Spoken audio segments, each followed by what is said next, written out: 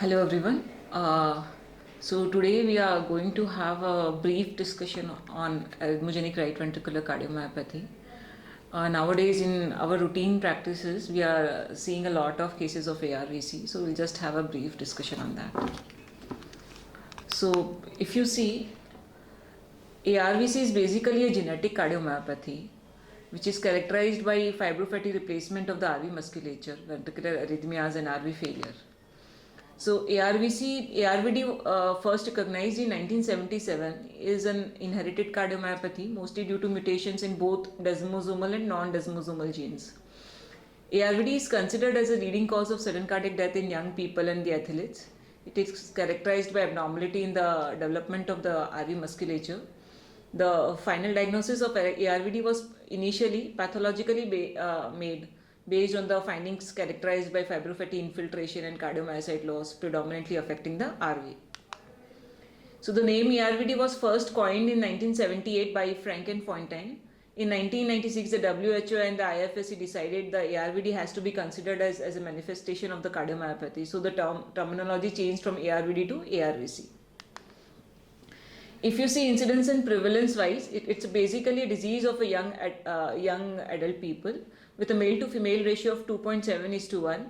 The prevalence of the disease in the general population is estimated to be 0.02 to 0.1%. With increasing in the diagnostic modalities, the prevalence will be increased. 80% of the disease is diagnosed in patients younger than 40 years. ARVD should be suspected in all young patients presenting to us with syncope or ventricular tachycardia or cardiac arrest.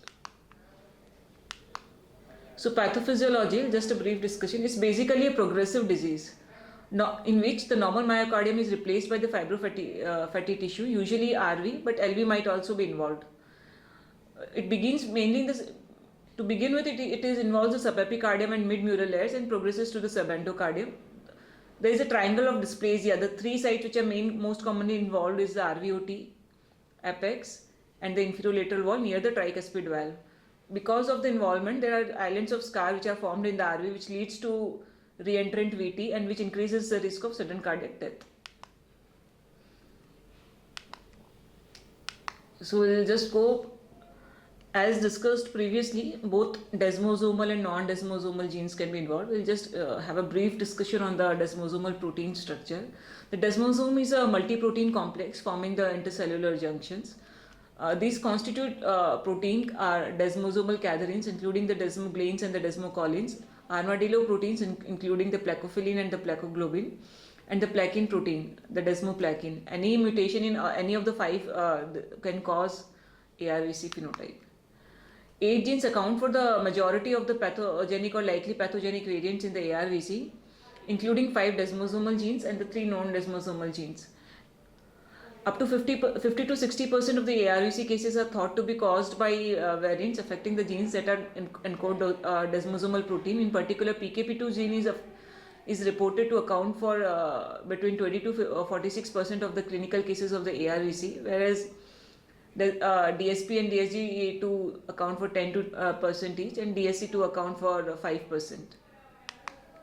So the ARVC can occur as an isolated cardiomyopathy, or it can occur in the form of syndromes also, which mainly involves the skin, palmar-plantar keratosis or hairs, the woolly hairs.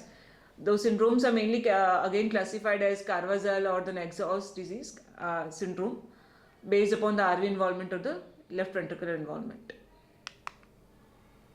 Clinical presentation. The RVC is a disease that may have a temporal progression, and the disease may present differently according to the time of presentations. A symptomatic form with transient or sustained ventricular tachycardia of LVV morphology, although RVV morphology can also be observed. I mean, if the patient has predominantly an ALVC phenotype, we can have a VT of RVV morphology even though. Asymptomatic form consisting of PVCs, RV failure with or without arrhythmias, a masked form in which sudden death usually during exercise is the first clinical presentation. In 1994, the task force criteria were being laid down for the diagnosis of the ARVD, which can be majorly divided into 6 categories: global and regional RV dysfunction and structural alteration mainly recognized on echo, tissue characterization of the walls mainly done by endomyocardial biopsy, ECG criteria which can further be divided into repolarization abnormalities and depolarization abnormalities, arrhythmias and family history. So severe dilatation and reduction of RV ejection fraction with no or mild LV impairment, localized RV aneurysms, akinetic or dyskinetic areas with diastolic bulging, severe segmental dilatation of the RV. They were considered as a major criteria. Minor criteria included mild lobar RV dilatation or ejection fraction reduction with normal LV, mild segmental RV dilatation or regional RV hypokinesia. Tissue characterization of the ARVC included fibrofatty replacement of myocardium on endomyocardial biopsy. Repolarization abnormalities included T wave inversions in the anterior precordial leads in children more than 4 or after 12 years of age. Depolarization conduction abnormalities included epsilon waves or localized prolongation of the QRS in the anterior precordial leads, arrhythmias mainly of the LVB morphology, family history. So diagnostic criteria would be fulfilled by the presence of 2 major criteria or 1 major plus 2 minor criteria or 4 minor criteria. So if you see the involvement of the LV was not considered in the 1994 task force criteria, and the cardiac MRI findings were not being given any importance. So we'll just go in brief in each of the criteria. So fibrofatty replacement of the myocardium on the endomyocardial biopsy. So it is basically a less sensitive criteria, and the limitation is that we take the biopsy from the septal side, and in ARVC the part of the RV which is more frequently involved in is the free wall. So the tissue which we have taken for a biopsy may not show the finding, but it will be a false negative.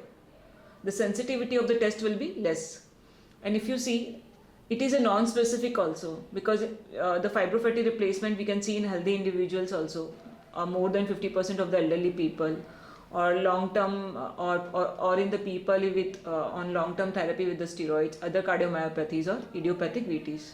So it's basically a non-specific criteria and very less sensitive. Repolarization abnormalities, T-wave inversions in right precordial leads in V2 and V3, people aged more than 2 years in the absence of the RBBB. Depolarization abnormalities, epsilon waves or localized prolongation of the QRS complex in the right precordial leads. In 2020, Padua criteria were being laid down for the diagnosis of the ARVC. Basically, they involved the involvement of the LV and the cardiac MRI findings in the classification and in the diagnosis of the ARVC.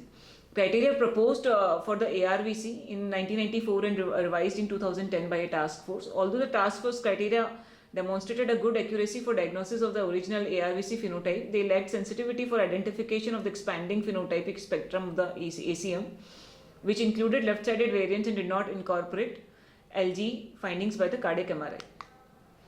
So the 2022 Padua criteria has been developed by the international experts with the aim to improve the diagnosis of the ACM by providing new criteria for the diagnosis of the LV phenotypic features. The key upgrade was in incorporation of the tissue characterization findings by the cardiac MRI for non-invasive detection of the LG or myocardial fibrosis that are determinants for the cardiac characterization of the arrhythmogenic biventricular and LV variants.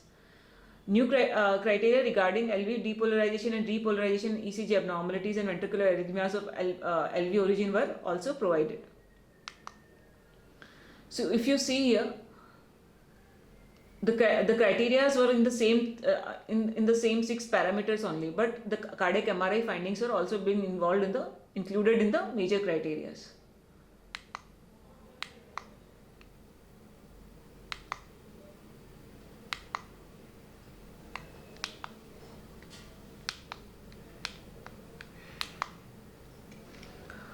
In last year, in 2024, the European Task Force criteria were being laid down, in which arrhythmogenic cardiomyopathy was divided into 3 main phenotypes. The classical ARVC phenotype, also referred to as the dominant right phenotype, characterized by RV involvement with no detectable LV abnormalities. Arrhythmogenic biventricular phenotype, characterized by the involvement of the RV and the LV, also commonly called as the ABVC, and the arrhythmogenic left ventricular phenotype, also referred to as the dominant LV phenotype, characterized by LV involvement with no detectable RV abnormalities. The proposed criteria represent a refinement of the 2020 Padua criteria with particular reference to the identification of the non-genetic diseases that may fulfill the diagnostic criteria for the ACM, mostly the left-sided variants. Given the increased awareness of the importance to diagnose the left-sided variants of ACM, the growing recognition of the diagnostic value of cardiac MRI for the detection of myocardial LV, LGE, scar, and the additional diagnostic role of LV ECG criteria and ventricular arrhythmias of LV origin, it was an urgent need to gather internationally recognized experts to revise and standardize the clinical diagnosis of the entire phenotypic spectrum of the ACM. So if you see here, the diagnostic criteria were being formed separately for the RV phenotype and the LV phenotype, and they were given, again being described in detail. ECG abnormalities, the repolarization and the depolarization abnormalities, they were also being separately given for the ARVC phenotype, the ALVC phenotype.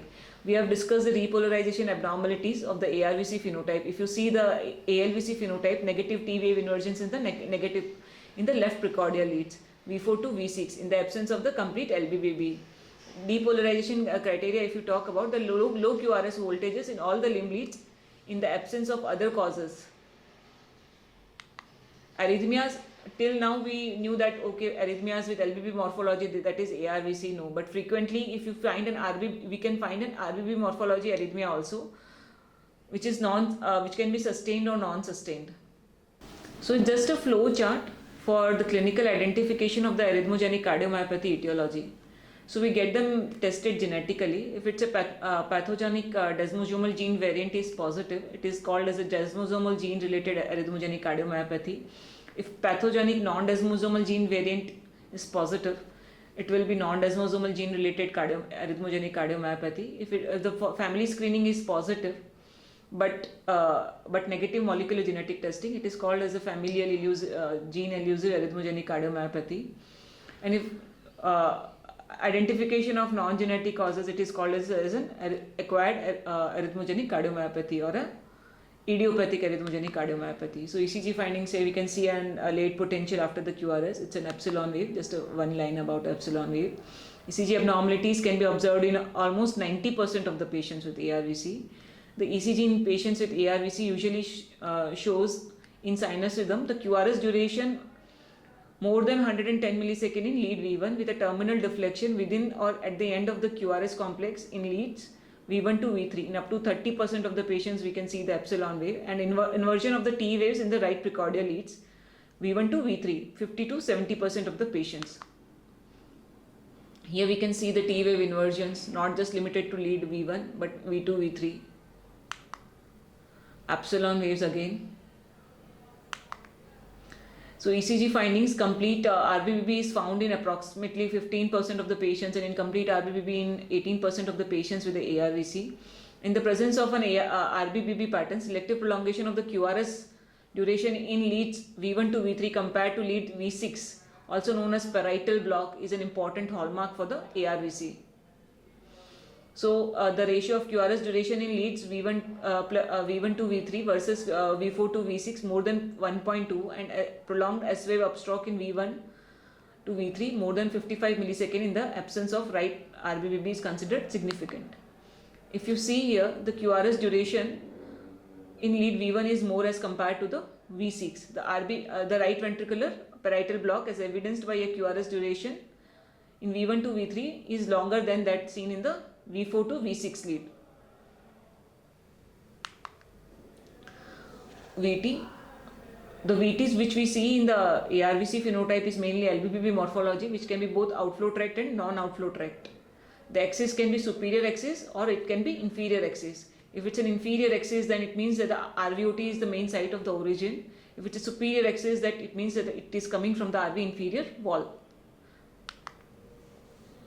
The patients in ARVC can present with symptomatic RV arrhythmias during exercise, and they can even present as a sudden cardiac death while going to the gym or like during exertion. So in this slide we can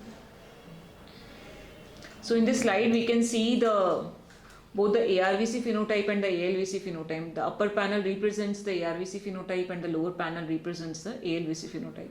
So the patients present, so we'll first discuss the upper panel. The patient present to us with a LBBB morphology VT after DC cardioversion, that is a sinus rhythm in which we can see T wave inversions in lead V1 to V4 with prolonged terminal activation duration in lead V1 and epsilon wave. If we talk about the ALVC phenotype, we'll see that the patient is having an VT morphology, RBBB morphology VT. After DC version, we can see the low QRS voltages in the limb leads and T wave inversions in the lateral precordial leads. So any patient presenting to us in the emergency with an outflow tract VT, it is very important for us to differentiate between an idiopathic RVOT VT versus RVOT VT secondary to ARVD, because the patients with an RVOT VT secondary to ARVD will not have a good result of doing an EP study, and whereas an idiopathic RVOT VT can have are supposed to have very good results after doing an EP study RF ablation. So any idiopathic RVOT VT, there will be no history of sudden cardiac death in any of the family member, or RVOT VTs, idiopathic RVOT VT are very less likely to cause sudden cardiac death. Whereas in ARVD patients, you can find family history of sudden cardiac death, or these VTs can lead to sudden cardiac death. After DC cardioversion, you can see the sinus rhythm ECG. Which can show T wave inversions in V1 and beyond V3 in case of ARVD, whereas this is not the case with the idiopathic RVOT VT. And most important, you should get an echo and an MRI done for any patient before labeling it as an idiopathic RVOT VT. So in the case of idiopathic RVOT VT, the echo will be normal, MRI will be normal. Most of the times it will say no LGE. Whereas in the case of the ARVD, you can find the patient will have echo findings related to the ARVD, which includes the increased RV size or some wall motion abnormalities, or in the MRI, the patients might have some significant LGE.